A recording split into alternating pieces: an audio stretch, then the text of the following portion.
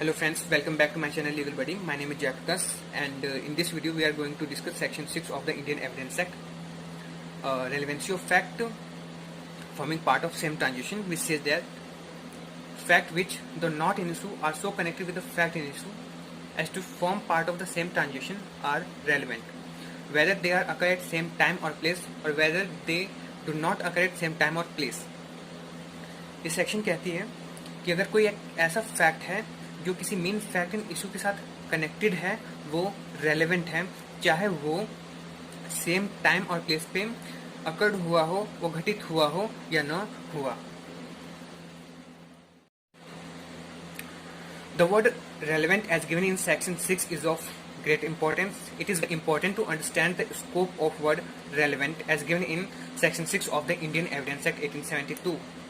One fact is said to be relevant to another when one is connected with the other in any of the way as provided in the Act. Section 6 to 55 of this Act deals with the relevancy of fact under chapter 2 of this Act. Facts which are not in issue may affect the existence of facts which are in issue. ऐसे sections को देखते हैं जो relevancy of facts के साथ deal करते हैं और जो अरेंज्ड है चैप्टर 2 में इंडियन एविडेंस एक्ट के. वो है things connected with the fact in issue as part of the same transaction, occasion, cause, effect, motive and conduct from section 6 to 16. Then things said यानी कि एडमिशन या confession from section 17 to 31. Then statement by person who can not be called as witness, section 32 to 33, जिसमें dine declaration भी आता है. उसके बाद है statement under special circumstances, section 34 and 35. And then decision in other cases, section 40 to 44. Opinion about fact in issue, section 45 to 51. Opinion of experts and character and reputation of parties concern, section 52 to 55. Basis of the rules of section 6 provide that every fact is a part of other fact. There is no any fact which is unconnected with the other fact. Section 6 lays down that the facts which are so connected with the fact in issue that they form part of the same transaction are relevant. Despite of this, section 6, 7, 8 and 9 give the various ways in which facts are so related with each other form component of principal fact. यानी कि ऐसे fact हैं जो एक दूसरे से जुड़े हुए हैं सेम ट्रांजेक्शन के, वो प्रिंसिपल फैक्ट के लिए एक कंपोनेंट तैयार करते हैं जो कि फैक्ट इन इशू है. According to English and American writers, fact forming part of transaction as being part of res gestae, that is things done in the course of a single transaction. The term same transaction or a single transaction is not defined in the Indian Evidence Act. According to Stephen, a transaction is a group of facts connected together to be referred to by a single legal name, a crime, a contract, etc. Test for determining whether a fact form a part of same transaction or another depend upon whether they are so related with one or another. रेस जेस्टे को हम अब एक example के द्वारा समझते हैं. जैसे वो एक पर्सन है, पर्सन ए, जिसने पर्सन बी को गन से शूट किया. तो ये जो ट्रांजेक्शन है जो गन से शूट किया है पर्सन ए ने पर्सन बी को, तो ये सिर्फ रेस जेस्टे के अंदर नहीं आएगा, बल्कि जो शूट किया है और जो पर्सन ए के पास गन कैसे आई, उसने गन किससे खरीदी या फिर गन किसी से चुराई है, या गन जिसने बेची है कितने अमाउंट में बेची है. तो इस तरीके का जो भी एक पूरा चैन बनता है, जो एक पूरी सीरीज है, वो सभी रेस जेस्टे के अंदर कवर होंगी. अब ऐसा है नहीं कि जो पर्सन ने गन से शूट किया है तो उसको अलग डील करेगी और जो पर्सन है ए है उसने जो किसी और से गन खरीदा है या किसी और का गन चुराया है उस मैटर को अलग से डील करेगी. इन दोनों मैटर को डील करने के लिए न्यायालय अलग अलग सूट पे काम नहीं करेगी, बल्कि न्यायालय एक ही सूट में इन सभी चीज़ों को लेकर के चलेगी, एक ही प्रोसीडिंग्स में इन सभी चीज़ों को लेकर के चलेगी. In other words, res gestae of any case properly consists of that portion of actual world happening out of which right and liabilities complained or asserted in a proceeding is necessary arises. The word Rash just is used in the two senses, in wider sense and in restricted sense. In restricted sense, it means world happening out of which the right and liability in question is arises, and in wider sense, it cover all the probative facts of which rash justice is produced in a tribunal. अब मान लीजिए कि कोई एक complaining party है जो कि एक स्टेटमेंट बनाती है पुलिस के समक्ष, जब जो एक्यूज्ड है वो अपने जो एक्यूज्ड है वो सीज कर चुका होता है अपने सारे एक्ट, तो इस तरीके के जो स्टेटमेंट है वो as a res gestae acceptable नहीं होंगे। अब यहाँ से रैश जस्टिस का इम्पोर्टेंट पार्ट स्टार्ट होता है। इन पार्ट से जुडिशरी एग्जामिनेशन में और LLB के सेमेस्टर एग्जामिनेशन में काफ़ी क्वेश्चंस फ्रेम होते हैं। जैसा कि मैंने आपको पहले बताया था कि कोई भी एक कंप्लेनिंग पार्टी है जो अपना एक स्टेटमेंट बनाती है पुलिस के समक्ष, जब कोई एक्यूज्ड अपने सारे एक्ट को ख़त्म कर चुका होता है, एक्यूज्ड जो है वो ऑफेंस करके जा चुका होता है, तो ऐसे जो स्टेटमेंट्स है वो रैश जस्टिस का पार्ट नहीं होती हैं और इस तरीके के स्टेटमेंट्स रैश जस्टिस से एक्सक्लूडेड होती हैं। आगे है, they are the act talking for themselves not what people talking about the act. जो एक्ट है, एक्ट के अंदर चाहे कोई फिजिकल एक्ट किया गया है या फिर बोल के कोई स्टेटमेंट बताया गया है, ये सभी जो एक्ट है ये उस दौरान होनी चाहिए। ये जो एक्ट है ये उस हैपनिंग ऑफ सच ऑफेंसेस को बताती हैं कि ये क्या हो रहा है। जैसे कि कहीं मर्डर हो रहा है, कोई लड़ रहे हैं आपस में दो person A and person B, तो जैसे पर्सन बी पर्सन ए को लाठी से मार रहा है तो पर्सन ए कह रहा है अरे अरे मुझे तुम लाठी से मत मारो नहीं तो मैं मर जाऊंगा। तो जो पर्सन ए ने बोला है कि तुम मुझे लाठी से मत मारो, ऐसे मारोगे तो मैं मर जाऊंगा, तो ये जो स्टेटमेंट है ये रैश जस्टिस का पार्ट प्ले करेंगी। ना कि जो जैसे कि कोई ऑफेंस कमिट होने के बाद जो बाईस्टैंडर्स होते हैं, जो झुंड बना करके लोग खड़े हो जाते हैं कोई ऑफेंस घटित होने के बाद, और जो वो पर्सन्स जो बाईस्टैंडर्स हैं वो एक्ट के बारे में बातें करते हैं, वो रैश जस्टिस का पार्ट नहीं होंगी। अगर कोई बाईस्टैंडर्स अपना कोई स्टेटमेंट बनाते हैं तो वो रैश जस्टिस के पार्ट में कवर नहीं होंगी। इस तरीके के स्टेटमेंट्स जो होते हैं वो रैश जस्टिस से एक्सक्लूडेड होते हैं। जो अगला पॉइंट है हमारा इसमें वो है the test of admissibility of evidence as part of res gestae. इसमें है whether the act, declaration or exclamation is so intimately interwoven or connected with the principal fact or even which is characterized as to be regarded as part of the transaction itself, and also whether it negative any premediation of purpose to manufacture testimony.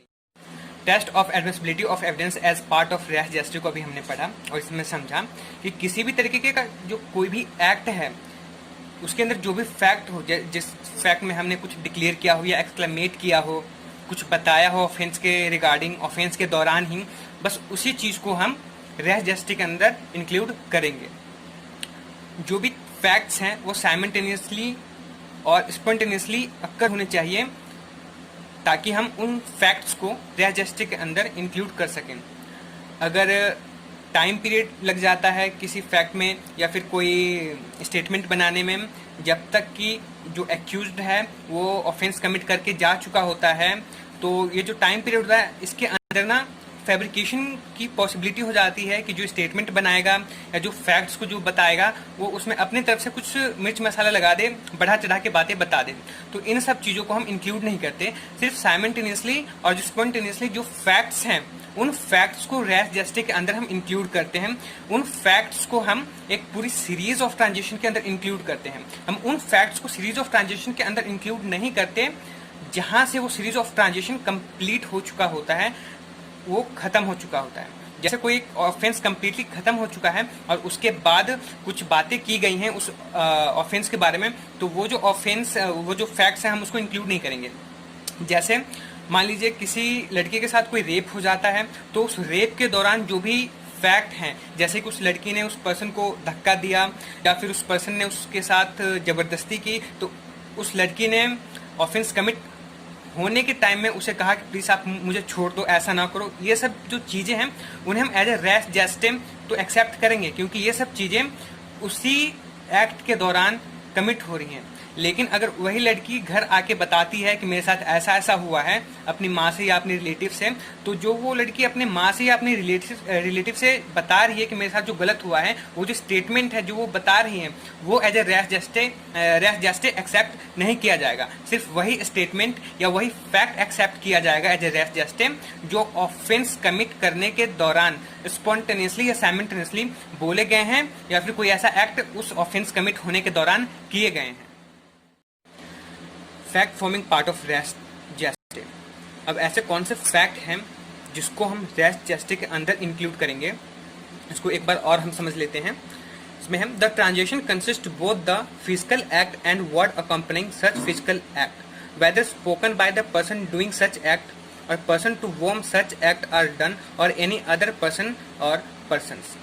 यानी कि कोई भी एक ऐसा physical act है जो एक transaction के दौरान किया जा रहा है, उस फिजिकल एक्ट के दौरान जो कुछ बोला जा रहा है कि जैसे मैं तुझे मार दूंगा, मैं तुझे छोड़ूंगा नहीं, या फिर कोई विक्टिम कह रहा है कि प्लीज मुझे छोड़ दो, तो इन सब ये जो जितने भी चीजें हैं उन सबको हम इंक्लूड करेंगे एज अ रेस जस्टे।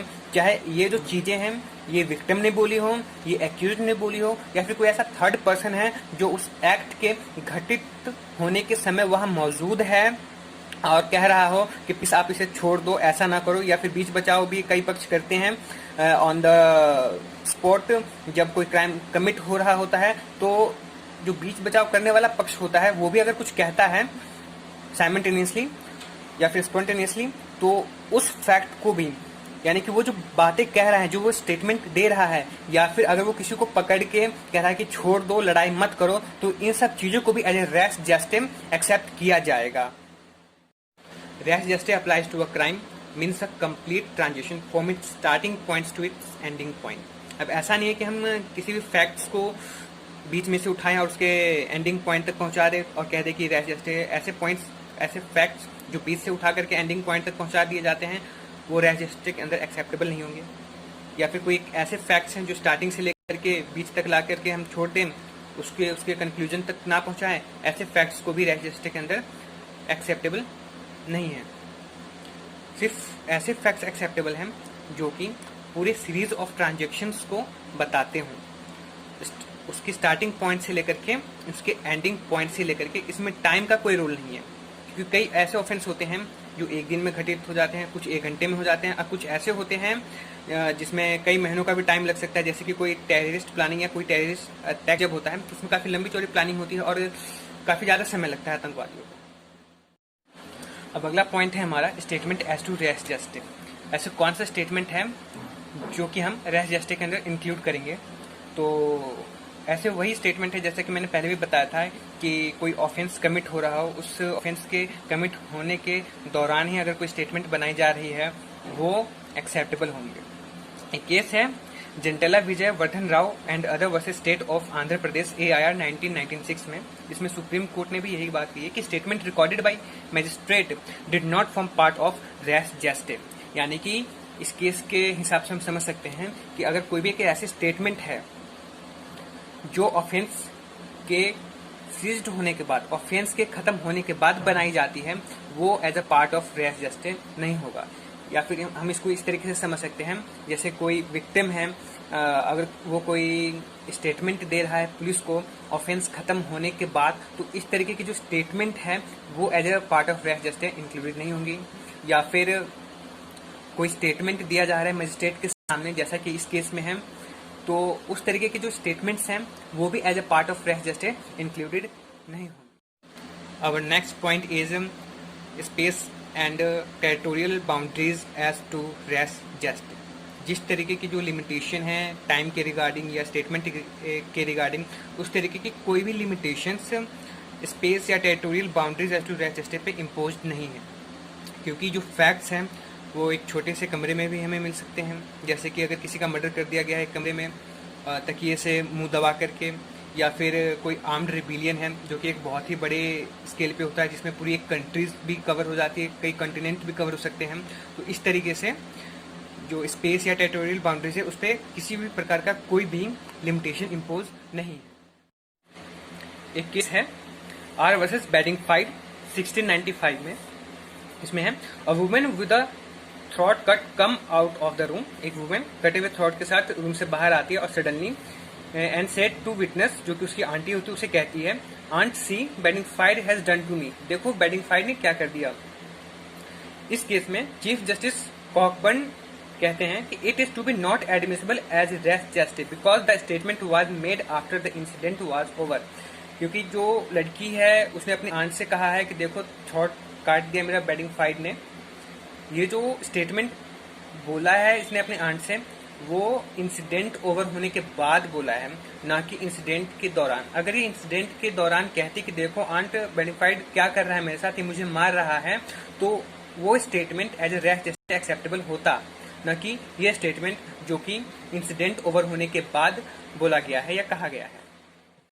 और next point is res gestae as an exception to hearsay, यानी कि हियरसे एविडेंस में एज ए रेस जस्टिस चलता ही एप्लीकेबल है।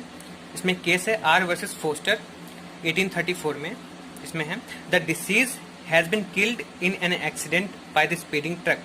जो डिसीज है वो एक एक्सीडेंट में स्पीडिंग ट्रक, यानी कि बहुत ही तेज गति के साथ ट्रक जा रही होती है और उसके साथ एक्सीडेंट कमिट हो जाता है जिसके कारण वो मर जाता है।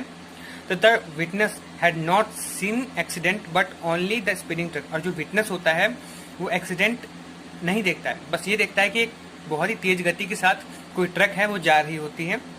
The deceased stated to him what had happened with him in the accident. और जो डिसीज है, जो व्यक्ति मर चुका है, वो उस विटनेस को बताती है या बताता है कि क्या हुआ था उस एक्सीडेंट में उसके साथ। The court held that statement to the deceased to the witness to be admissible in the evidence as a res gestae. तो जो कोर्ट है वो इस स्टेटमेंट को मान्यता देती है कि जो डिसीज्ड ने उस विटनेस को बताया है वो as a res gestae acceptable होगा। Our fourth last point is statement in answer to question. If the statement is answer to a query after lapse of some time, it cannot be treated as res justem. अगर कोई statement दिया गया है किसी offence के regarding कुछ time खत्म होने के बाद, कुछ टाइम बीत जाने के बाद, तो ऐसे statement as a part of res gestae included नहीं होंगे। And the third last point is rape.